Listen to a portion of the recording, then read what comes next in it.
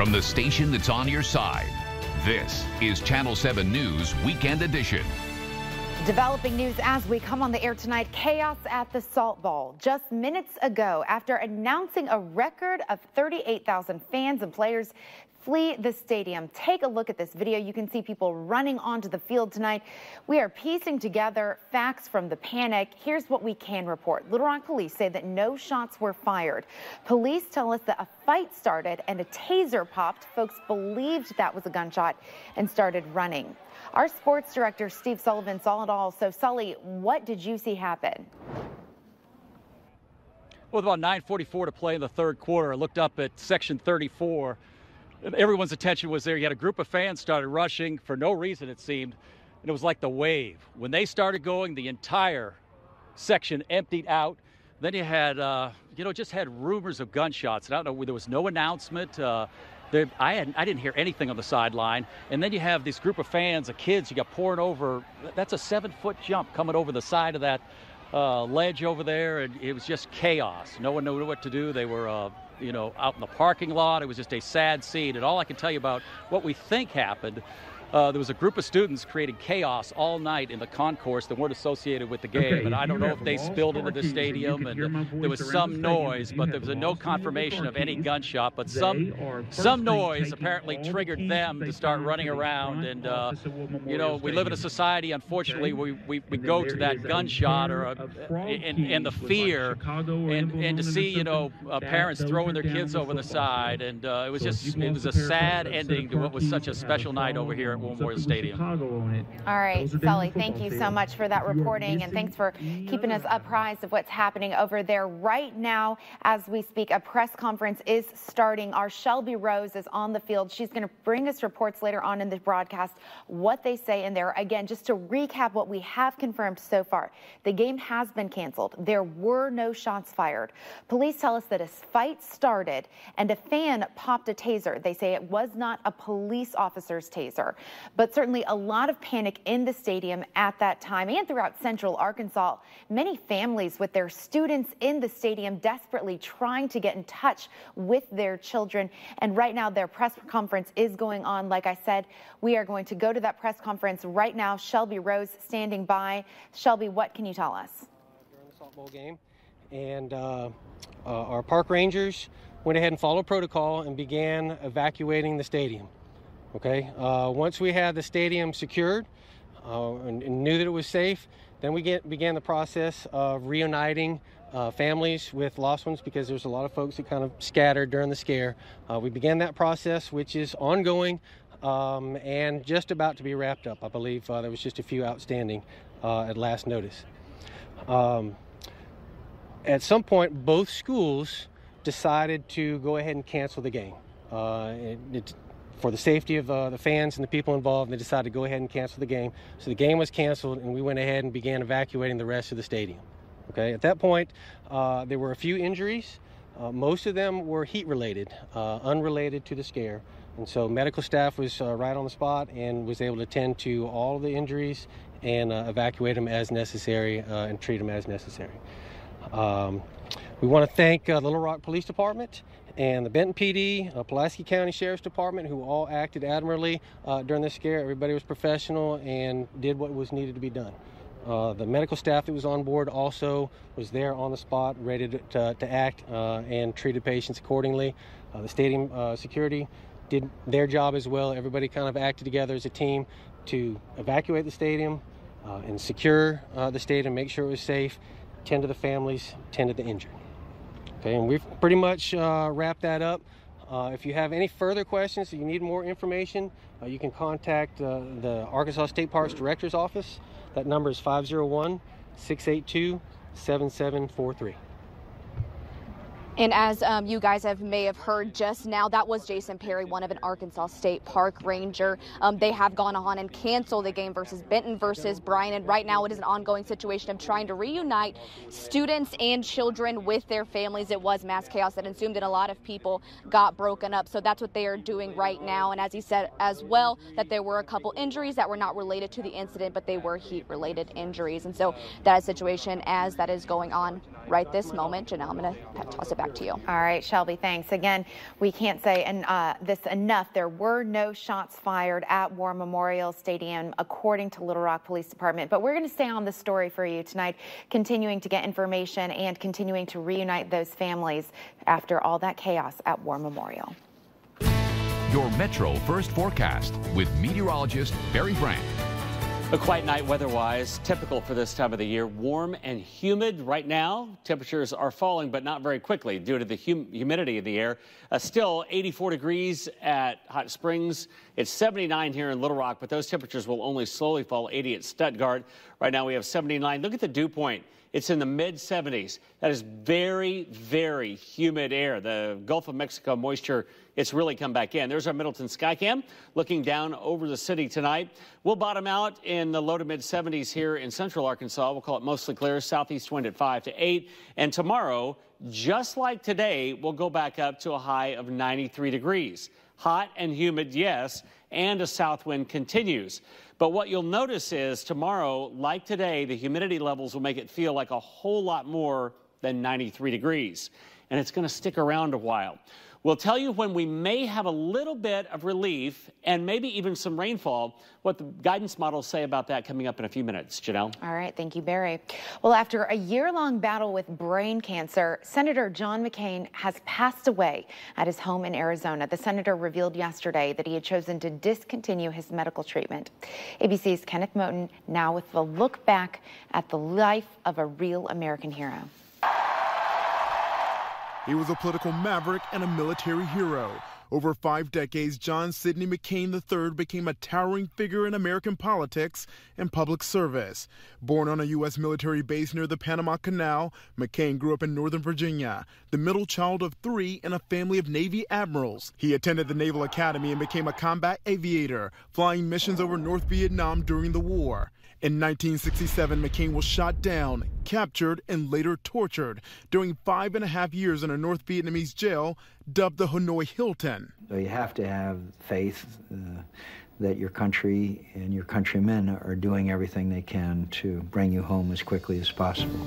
In 1982, McCain ran for Congress from Arizona, home to his second wife, Cindy Lou Hensley, a Phoenix school teacher who became his sweetheart after the war.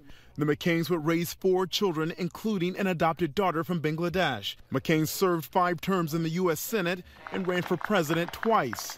I'm not running for president to be somebody, but to do something.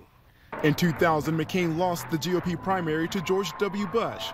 8 years later, he staged a storybook comeback to clinch his party's nomination. He got overtaken by a resurgent Senate colleague, Barack Obama, who was on a history-making run. True to form, McCain didn't fade away, turning misfortune into the role of elder Republican statesman. A party leader unwilling to bend to pressure. One of McCain's most dramatic acts of defiance, his July 2017 no vote on the GOP's skinny health care repeal. One of several failed attempts to dismantle Obamacare.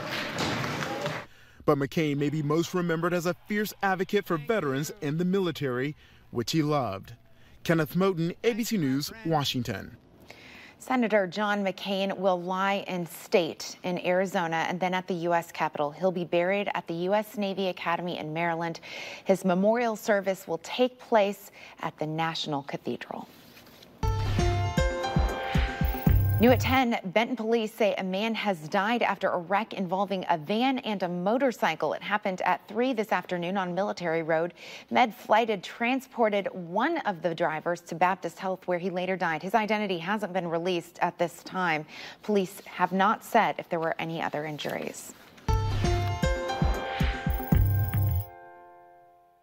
Officers could not get him to come out, so we set up a perimeter, and we were thankfully, after a couple of hours of trying to communicate with him, the officers were able to make contact.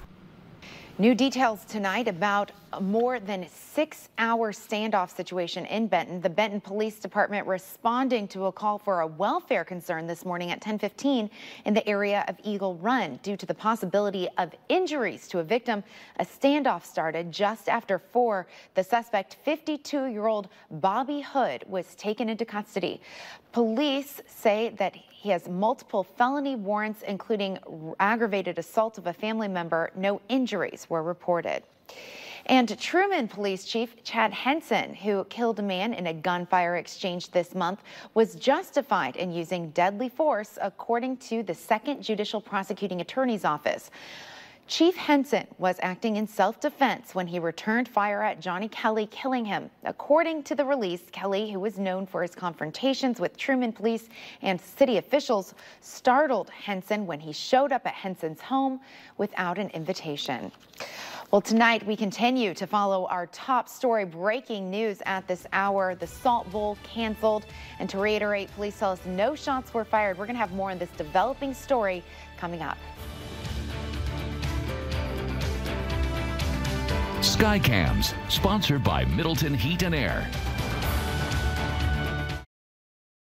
From the weather team with the most experience, this is Channel 7 meteorologist Barry Brandt. We had several days of below normal temperatures, below normal humidity, and that is over, folks. Tonight will be warm for overnight lows, going right back to around 93 for a high temperature tomorrow, and the humidity levels are very, very high. And that's just kind of a recent development. They've been edging up, but especially this afternoon and this evening, they really have gone up. August is going to go out hot, but typically hot. Now, the humidity levels, though, will push it to feeling like over 100 degrees heat index readings-wise. A midweek heat break? Well, it's at least possible. Finally, a front may be coming down close to the state, maybe a little cloud cover, maybe a little rain. And although the heat index readings will be very high, maybe not heat advisory category over the next 3 days, it looks like they'll take a downturn with some cloud cover by the middle of the week. We've got time to watch it, and we just keep our fingers crossed that that is exactly what happens. Just a ridge building in. You don't see any of the surface features getting very close. They're out to the west. They're up to the north and back through the Ohio Valley. So that's a bubble of warm air in the upper levels that makes it very stable here. And it translates down to the ground, too. You can see the warm air all the way up to Omaha, up to Chicago. Chicago just as warm as we are right here. And it's still 84 at Hot Springs, 80 at Russellville, and 85 at Fort Smith. Now, the one telling thing is the dew point. We talk about it a lot. I know it's not a common term, but you probably heard us talk about it. And when it gets up over 70, it's kind of where we live in the summertime. But when it gets over 75, it's really oppressively humid air. And right now we've got a rich flow of moisture so that the dew point is 76 here, 78 at Searcy, 76 down at Monticello. That's just, you can almost feel the air. There's so much humidity in it. And that's why even at this time of night, 79 feels like 83 degrees. And tomorrow, it may not be quite that humid, but it's going to continue to be very humid. So if you're working or playing outside on Sunday or into the early week, you're going to want to take a few breaks in the heat of the afternoon. Get plenty to drink water-wise, and you'll be just fine, but you got to take some breaks and plan ahead. There's our Middleton Skycam. It's kind of a hazy night as we look across the Arkansas River. I don't see anything weather-wise. We got a few clouds coming up. The model's showing a sprinkle or two of rain. I think that's probably overdone. There's just nothing to kick those showers off. And again, on Monday, a few scattered clouds there. I think it'll be Tuesday late that we see South Arkansas rain chance, and maybe, just maybe by Wednesday, we get a frontal boundary coming down close to the northern part of the state that starts to increase our cloud cover and increase our rain chances a little bit. But for tonight, mostly clear. It'll be a warm, muggy night, 73, maybe a little chillier in the outlying areas. And I say chillier, just not as hot. And then for tomorrow, a high up to 93 with a peak heat index reading 101 to 103. And again, in the heat of the afternoon, about the middle part of the afternoon, that's when it gets pretty oppressive out there and stays that way through Tuesday, even through Wednesday. But then the rain chances ramp up. Cloud cover, sometimes this time of the year is the only thing that gets us to get a little cooler. Yeah. And it may happen by the middle of next week. Models are pretty consistent on that, but not every model. So we'll see if that happens or not. But we've got time to watch that. In the meantime, it's August. It's August. Let's enjoy it. All right. Thanks, Barry. Let's go back to our top story tonight, the panic at War Memorial Stadium during the Salt Bowl. Little Rock police telling us no shots were fired. We're going to go back out to the stadium. Channel 7's Shelby Rose is at the Salt Bowl right now with Chairman Shane Broadway. Tell us what you're finding out right now, Shelby. And we do want to reiterate that, Janelle, that there were no shots fired. I'm going to talk to Shane here and kind of give us an overview of what you guys know so far about what exactly happened here this evening. Well, there's still a lot we don't know, and I think that's kind of where we're at right now is the Parks and Tourism, War Memorial Stadium, all the staff, Little Rock PD, everybody's talking and going back and looking at video. That's going to be the key in terms of trying to make some determination of exactly what happened. There are a lot of different things floating around, and that's what I don't want. People, they heard this or they heard that. We will, when we know that answer, we will give you a definitive answer in terms of what happened. And so they're going back, looking at footage. I've talked to Little Rock PD just a moment ago, and so they think they have a narrative, but they're not sure yet until they see some footage and some video. But we'll probably get all back together tomorrow and hopefully know more tomorrow the next day. And you do plan on finding out where the root cause of this and what kind of will happen? Yeah, I mean, I think all 38,000 fans in the stadium are owed that. And whoever started whatever this was needs to be brought to justice because they ruined a great evening for all of us who put in a lot of work. All these kids who put in a lot of effort all summer to play in Arkansas's biggest high school football game. And well, I'll just leave it at that. Okay, well, thank you so much, Shane. And as we've said earlier in this evening, that game between Benton and Bryant has been canceled, and there still is ongoing of trying to reunite the families together that kind of got dispersed during this. And so, Janelle, I'm going to throw it back to you. All right, Shelby, thank you so much. So glad that no one was really injured in this ordeal.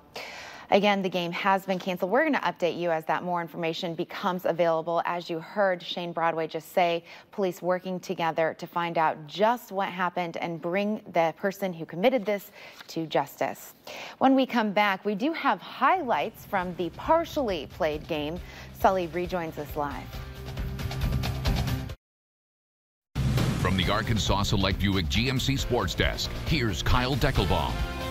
Who has the more enthusiastic fans? Benton Panther fans, let's hear it from the team. All right, you've been challenged, Brian. Let's hear it for your Hornets. Well, Sully did do a great job with the honorary coin toss tonight, from pregame to panic. That was long before the chaos in the third quarter. The breaking news at the top of our show, and we continue to follow it right now. Little Rock police say a citizen's taser was heard in the stands. Bryant police say someone yelled gun. Chaos ensues, and the fear is enough for officials to decide not to resume the game. Now, fortunately, there are only reports of minor injuries at this hour. So the highlights, of course, from this partially played game now take a major backseat, of course, to everyone's safety. We can show you here the stands before kickoff with all that excitement. And the official announced attendance, 38,215, an astonishing number, a new record. The previous high was 34,000. How about this? Benton strikes first. Here comes Bryant, Andrew Hayes, end around. Diving touchdown, 7-6 Hornets. Look at this play here. Colin Morrow tucks it, tosses it, and that is Garrett Body with the great catch, good field position. And then corner of the end zone, Peyton Pallett over his head. Good catch there, 14-13, but then Buck James' team starts to pull ahead just a little bit. What a game for Latavian Scott, his running back. He's the difference tonight, 28-14 in the third quarter with about 9 minutes left, and then that's when that chaos ensues. And so they will count this game as a final. Sully saw it all, and he is with us live right now back at the stadium. Sully, I was with you for that first half. We could have never imagined what would happen. This is such a sad situation. This is one of those nights, Sully, that you and I are so proud of. It showcases the very best in Little Rock sports, in Central Arkansas sports, and then this happens. Yeah, it puts a huge stain on War Memorial Stadium, what happened here tonight, and that's unfortunate. To recap quickly, we're in the third quarter. Bryant was taking control of the game, up 28-14. All of a sudden, fans started scurrying from section 34. And I mean, they were running across the stadium to try to get out. Fans followed there. It was like the wave. And then all of a sudden, the fans over here, the students reacted. I saw, some folks jumping 7 feet, young girls jumping 7 feet over the ledge. There were rumors, talk of people, coming out of the windows of the press box. You can imagine. There was no announcement. There was just the fear of a gunshot, which has not been confirmed. And And it was just a chaotic situation and very scary watching, parents trying to find their kids. And, there was worry. I had immediate concern of people being trampled. It was that bad. And eventually, basically the whole stadium emptied out. And even when I was in the parking lot, another group of fans thought they heard something. They started running. But it was 38,000 fans on edge, and that was scary. And unfortunately, I talked, and this is just my reporting, I talked to security guards, and all night they battled some kids who weren't associated with the game, going up and down the concourse, creating chaos. And I don't know if they were involved, but they made it uneasy for the security guards where they had to use tasers. But I don't think you could have heard them in that part of the end zone. So I don't know exactly what happened, but this is so unfortunate. You mentioned it. What a showcase for Arkansas football. What a tremendous atmosphere. Buck James, the coach, was just speechless on just what went on tonight, and how sad it is for a Benton Bryant game that broke attendance records and was being contested in such a great way on the field to end like this. And there could be lasting effects too with what happened today at Memorial Stadium. Yeah, there's no question about that, Sully, and you hate to even think about the final score, but boy, you talked to Buck James. I'm curious, I guess, what else he said and how this sort of plays into all that. Well, I'll tell you what irritated him and what he had heard. It was probably kids who weren't associated with the game who created the chaos and the end of the game, which is highly unfortunate. And from a football standpoint, he's the coach of the Bryant Hornets. He thought he was taking control of the game, and he doesn't want folks over in Benton saying, hey, we could have come back in this game. And it did appear that Benton, the bigger squad, 130 players, they had kind of assumed control of the game, and they were going to win the game, but we will never know for sure if they would have won that game, and that doubt will linger. It's just very unfortunate, and something I've never witnessed as a sportscaster, and it was scary. I didn't know what to do. At one time, I was crouching down because you really didn't know what was going on. And in defense of the people here at War Memorial Stadium, they couldn't make an announcement because they didn't know what was going on. And I can tell you from my spot, I didn't hear any noise. What I saw immediately, my first reaction was seeing those folks scurry from Section 34, and they were sprinting across the stadium. And it is a scary sight to see, 38,000 people who are frightened to death try to leave this stadium, and it just jumping over the ledge. And there's some kids now with it's got to be like sore ankles or broken ankles. I mean, it was you can see the video. Unbelievable and so sad. Yeah. Chill, Sully, to hear you describe that. But, I'll say this is a deep, deep rivalry between these two towns. But the one thing about the Salt Bowl is it brings these two towns together. And I have no doubt when something like this happens, Sully, that we will see these two communities come together, and hopefully something positive will happen as a result of it. Oh, I think so too, and it was such a friendly, contested game, an environment in the stadium. There was no problem at all. It helped that they were on one side of the stadium, they were on the other. But you heard no trash talking between the teams on the field. They handled themselves well. It was a good, clean game with very few penalties. And, Arkansas have a way of galvanizing, as you mentioned, at a situation from there. They may be Benton and Bryant, but they are Saline County proud, and they're all upset. And as Shane Broadway said, the goal now is to find out who created the chaos that ended this game tonight. Right. As Shane Broadway said, there is a lot we still don't know right now. We'll continue to follow this. Sully, I'm glad you and it sounds like everybody is safe over there. Sully, thank you so much. We'll be back with highlights from other games today. Channel 7 Sports Desk is sponsored by your Arkansas Select Buick GMC dealers.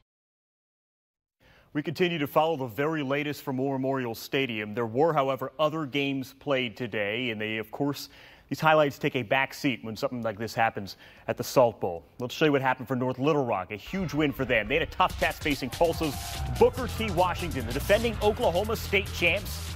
28-22 Booker T. Late in the game, watch this. Booker T. botches a handoff. Abram Terry recovers for North Little Rock.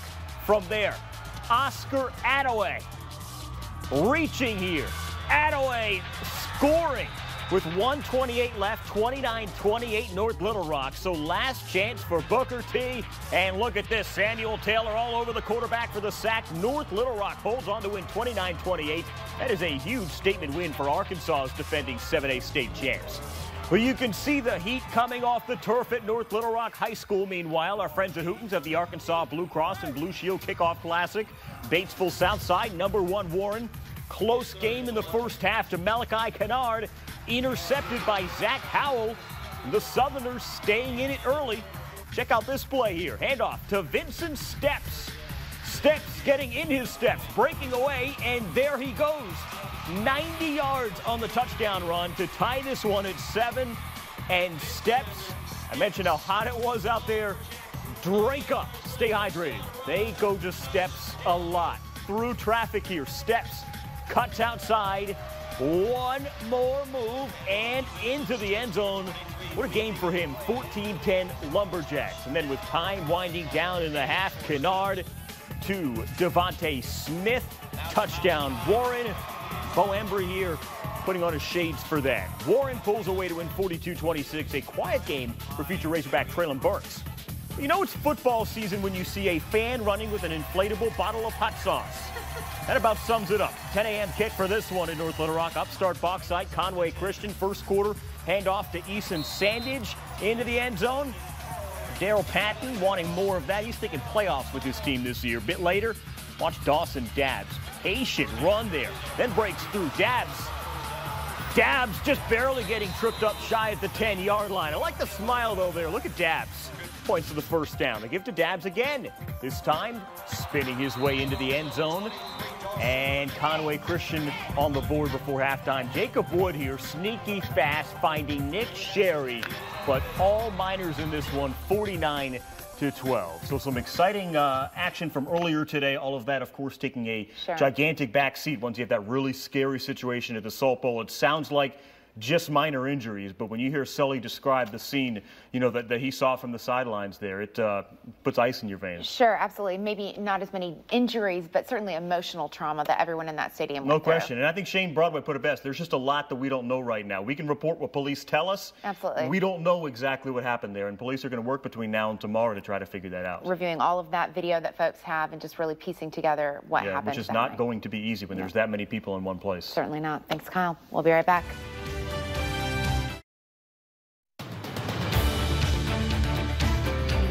All right, one more check of your forecast as we head into the new week. Sunday, Monday, Tuesday, up to 93, but 93 will feel more like 102 or 103 in the peak heat of the afternoon. Rain chances by the middle of this week. A front comes close anyway. Maybe some Gulf moisture and some lingering rain chances to take the edge off of that high heat. We'll certainly hope that is the case. But in the meantime, it's going to be hot and humid. In other words, late August-like. Absolutely. Thanks, Barry. And we did just get a statement in from the Bryant School District.